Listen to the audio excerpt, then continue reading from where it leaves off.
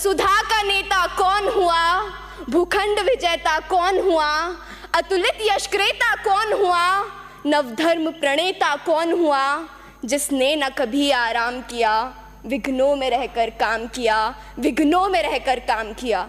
महान व्यक्ति का कहना था कि युवा के विकास की परिकल्पना उस वट वृक्ष के समान है जिसकी जड़ें हमारी पुरातन संस्कृति हो, जिसका तना हमारा लोकतांत्रिक मूल्य हो, जिसकी शाखाएं हो सबका साथ, सबका विकास और सबका विश्वास, युवा कौशल जिसकी पत्तियां हो, जिसे सींचे हम अपने परिश्रम से और फलस्वरूप हमें मिले विकसित विश्वगुरु Bharat.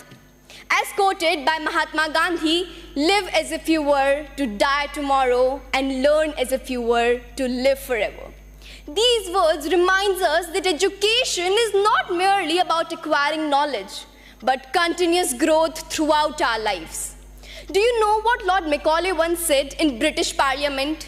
He said that it is nearly impossible to rule India, but if they succeeded in breaking our backbone, our education system, then they'll succeed in breaking our entire nation, and that's what they did, and that's what today's coaching institutions are doing.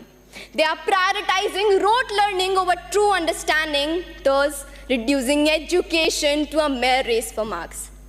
आज के coaching संस्थानों ने गुणवत्तापूर्ण शिक्षा को हर नागरिक के मौलिक अधिकार से एक विशेष अधिकार बना दिया है।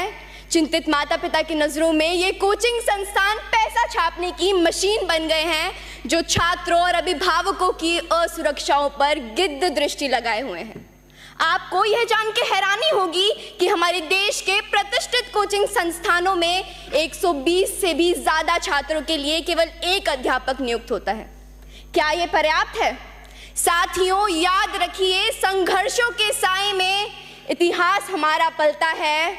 जिस और जवानी चलती है उस और जमाना चलता है।